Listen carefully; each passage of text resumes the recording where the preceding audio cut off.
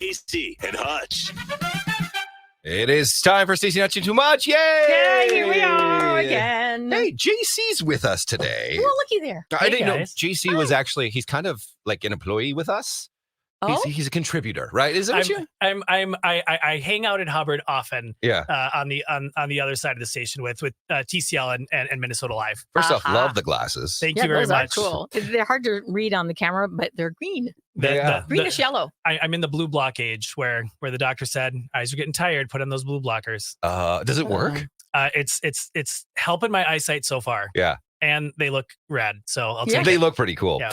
JC is with us because JC, first off, kind of explain what you do. You go to your website, and I'm like, your resume is just crazy of all the talents that you have and how you help people. So how would you sum up basically what you do? Yeah, so I often answer that question by saying I'm a professional homemaker. I live with a lot of anxiety, a lot of panic. So if I can make other people feel safe or brave, then I bet some pretty awesome things are going to happen. So whether it be in the theater space, the wellness space, the consulting, coaching space, it's often that type of work, making people feel as much of themselves as possible. And the reason you're here with us today is the MS portion, because we lost a very important person to us the end of January, Mr. Moon, who was his journey was very well documented on the air with Moon and Staci. It was documented many years after that. And so did you ever meet Moon? Did you? As a Twin Cities native, Moon, as well as the two of you have been heroes and those people who I drive along with all the time, but I never got to meet Moon in person. Yeah. Maybe that was a good thing. He would still be talking. He would still be telling you stories now. You wouldn't have time to do anything else, but his story with MS was documented very much in the Moon way, but a lot of people, he would explain it, but a lot of people don't know what he really went through, because he wasn't a guy to say, poor me, these are my symptoms, these are what. Well, sometimes he did. Well, he did. But his symptoms, his symptoms, he said, weren't even symptoms of MS. He's like, I'm eating pineapple again. I'm like, well, and it's so different for different people. I mean, my grandmother had it. I never knew her, but I would hear stories about what she was going through. It's very different from what Moon was going through. So it's all different. Moon found out it was a weird way. I didn't know his eyesight. Yep. He would put on glasses and then he'd put on another pair. I'm like, you have two pair on. What are you doing? He's like, I can't see.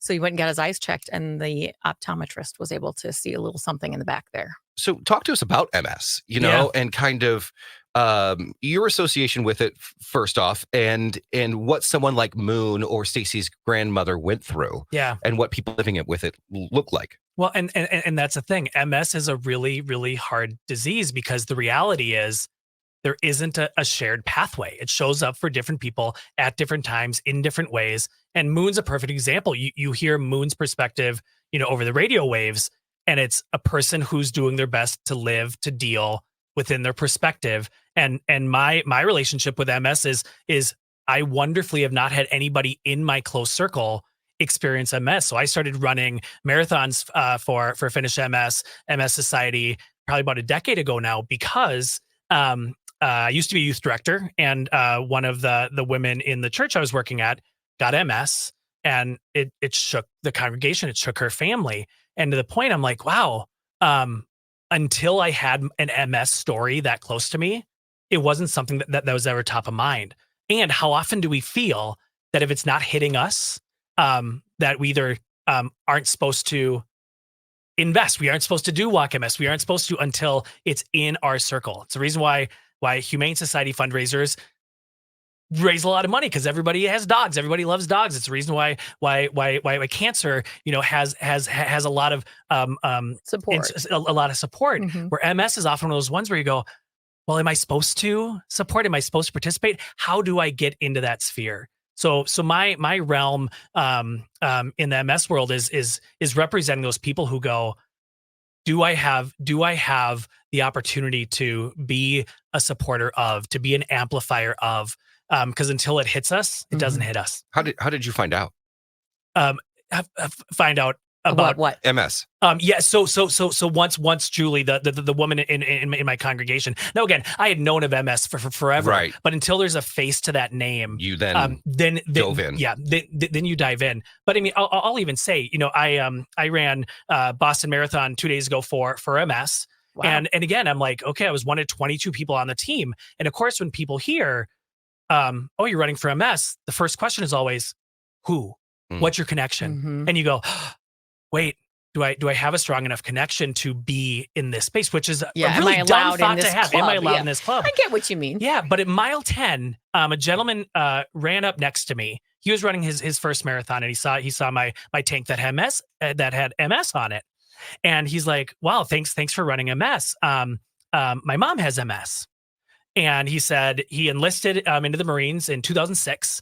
And the day he enlisted was the day that his mom was going in to find out if she had MS. And the first time he talked to his mom after enlisting was to find out that his mom had MS. That's tough. And he was running on that day in honor of and in that sphere of, a veteran, a wonderful human who's doing the life, but he has this MS sitting on his shoulder.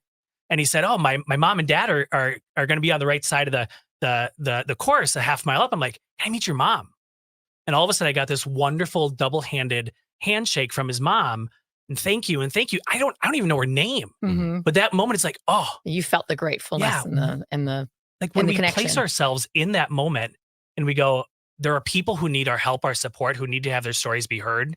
And it's most often from the people who don't have that first ring sphere that truly start to make impact. And even when you have that first ring sphere, you don't dive into a lot of research unless maybe it is a mother, or when it's a friend or a friend of a friend or someone. No one really dives in like you did with the person you met from your congregation. So when it comes to, obviously, Moon, Staci mentioned everyone experiences everything differently.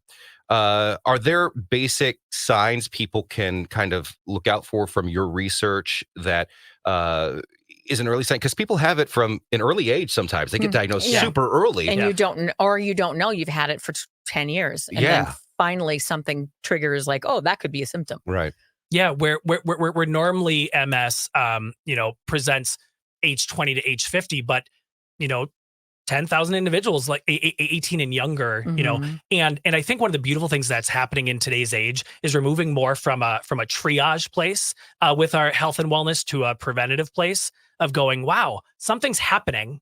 Again, Moon with putting 2 pairs of glasses on. We know there are people in decades past who would go, it's nothing, it's nothing, it's nothing. So doing the work of going, because MS presents in so many different ways, staying up to date with how you are listening, how you are responding, but also in the work that we're doing with Walk MS, raising the awareness of what MS is and how it presents and how it touches people. That's the number one thing we can be doing right now to amplify, to normalize this being a part of people's conversations. How important, I've seen this work in other aspects of diseases or cancers or anything like that, but hope is such a big thing in your mindset of the disease and living with it. No matter what aspect, I think hope is just such a powerful term to use when it comes to Moon. Yeah. Moon obviously would make fun of and dealt with MS in his own certain way. Yeah. But, he still lived his life. He still had hope, and he still had, up until the last, moment that Staci and I saw him, the guy was still joking and still, and he passed away just 2 days later. Yeah. Hope is, being in the space that you are with coaching, you've seen hope kind of work. Yeah. Well, and hope looks like faces. It looks like movements. It looks like events where you can go ahead and see that you are, even though you're living your own journey, you're living your own experience. But if there are people who are alongside you, I always love using the term people that you do not know yet. I was asked once by someone, they called me up, really blunt question. It's like, where do you find peace? And I'm like, that's how the phone call started. It's like, hey, how are you doing? And my answer, because obviously they were asking from a place of need. And I said, daily connection with people that you don't know yet. And they're like, okay, that makes sense. Where do I find that? And I go, I have no idea. We've never created easy access to people of energy, of connection, of goodwill that, Walk MS, it's going to be a group of people that you do not know. And no matter what your sphere of connection is, to go, this is what hope looks like for those living with, those understanding, those not understanding, those being able to deal or not deal with MS, because they're going to see that they're not alone, that there's a little bit of light in this journey. Yeah. And it's a fun walk. Yeah. I mean, it's short, so you won't have to get too winded. Yeah, exactly. It is a walk, and there's a 1 mile option. There's a 3 mile option. You can show up and not even do the walk. You can show up and find someone you don't know and hang out and talk and be a part of the thing. Yeah. The barrier of entry is you saying, I'm going to risk the courage to be a part of something that is innately going to bring hope to people. Yeah. It's crazy when we learned about Moon's passing and we announced it on the air, a lot of listeners were like, what can we do? What can we do? And, our promotions team came up with the, hey, we should bring back Team Staci and Hutch and do this Walk MS Moonwalk. And so we hadn't done Team Staci and Hutch in quite a while. And I thought it was just the perfect opportunity to honor someone that the Twin Cities knew for almost 20 years on the air. And I think the guy will be looking down on us going, yep. That's what I like, you know, and supporting. Yeah.